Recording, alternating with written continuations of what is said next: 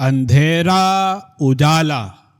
اشفاق احمد۔ اندھیرا اجالا پاکستان ٹیلی ویژن کی وہ طویل ترین سیریز تھی جو اپنے انداز اور نفس مضمون کے اعتبار سے بہت ہی کامیاب رہی۔ آپ نے ان ڈراموں میں سے بہت سو کو ٹیلی ویژن پر دیکھ کر پسند کیا ہوگا، لیکن اس وقت جب آپ ان کو پڑھیں گے تو ان ڈراموں کے وہ باریک پہلو بھی آپ پر عیاں ہوں گے جن پر آپ کی نظر تب نہیں گئی تھی۔ پولیس کا محکمہ اگر ہمارے یہاں کی مقدس گائے نہیں تو اس معاشرے کا مرکھنا بھینسا ضرور ہے،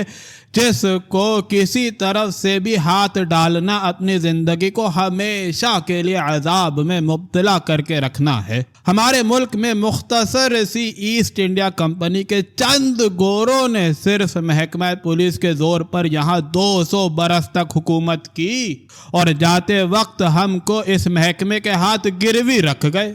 یونس جاوید نے کمال جرت کے ساتھ اس محکمے کی پرت اتار کر نہ صرف ہم کو اس سے روشناس کرایا ہے، بلکہ خود محکمے کو بھی پہلی مرتبہ اس کی کارگزاری سے متعارف کرانے کا موقع فراہم کیا۔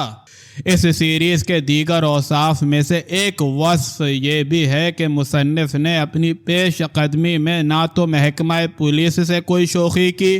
اور نہ ہی کسی گستاخی کا معجب ہوا، نہ سستی شہرت حاصل کرنے کے لیے خم ٹھونک کے پولیس لائن میں داخل ہوا، اور نہ کسی قسم کے دیرینہ حساب چکانے کی کوشش کی۔ ایک عام خیال تھا کہ مصنف ڈرامے کی صنف کا سہارا لے کر ٹی وی میں کالم نویسی شروع کر دے گا اور پھر جس کو چاہے گا ٹکٹکی پر کستا چلا جائے گا، لیکن شکر ہے کہ ڈرامہ نگار نے اپنا رول تبدیل نہیں کیا، وہ شروع سے آخر تک تمثیل نگار ہی رہا۔ اس دنیا میں اظہار کے انداز کتنے بھی کیوں نہ بدل جائیں، ایک کامیاب اور اچھے ڈرامے کی گرفت اس کے مکالموں میں ہی محفوظ ہوتی ہے۔ میرے خیال میں اچھی ڈائریکشن، خوبصورت ادائیگی، گہری کیفیات اور لطیف محسوسات کی ترجمانی کے مقابلے میں اپنے مکالموں سے کھلنے والا ڈرامہ زیادہ بامعنی اور زیادہ توجہ گیر ہوتا ہے۔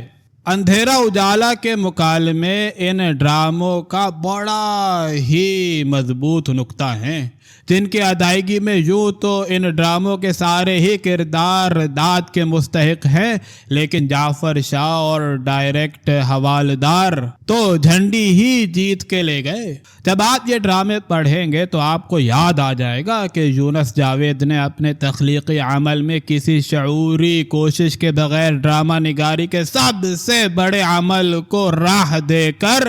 ان تمثیلوں کو بہت اونچے مقام پر پہنچا دیا ہے۔ ڈرامے کی بنیاد کہانی ہو، کسی خاص کردار کی عکاسی ہو، مکالمہ بندی ہو یا مصنف کے فلسفے یا اس کے سخن کی ترجمانی ہو، ڈرامے کے بڑا ڈرامہ بننے کے لیے ضروری ہے کہ اس کے کردار ناظرین کے موجودگی میں بلا واسطہ طور پر ایک دوسرے سے بات نہ کریں،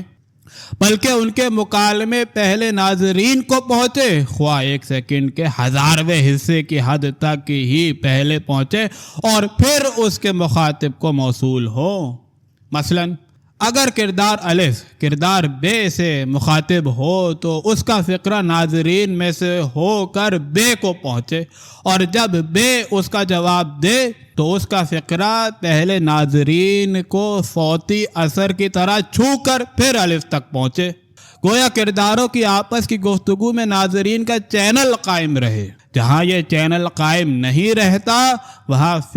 فقروں سے باتیں کرنے لگ جاتے ہیں اور ان کے ادا کرنے والے سارے کردار مردہ ہو جاتے ہیں۔ اندھیرا اجالا کے یہ ڈرامے آپ کو اس وجہ سے اتنے پسند آئے کہ ان میں یہ چینل مستقل طور پر قائم رہا اور جعفر شاہ کا ہر فقرہ پہلے آپ تک پہنچ کر پھر اپنے مخاطب کو موصول ہوتا رہا۔ مجھے خوشی ہے کہ ہمارے بعد کے آنے والے ادیبوں میں چند بہت ہی اچھے ڈرامہ نگار پیدا ہوئے جنہوں نے تمثیل کی دنیا میں وہ خلا پر کیے ہیں جو ہم سے ہماری پوری کوشش کے باوصف بھرے نہ جا سکے تھے۔ ان ڈرامہ نگاروں میں یونس جاوید کا بہت اونچا مقام ہے، جن کے ساتھ اردو ڈرامے کی بہت سی امیدیں وابستہ ہیں۔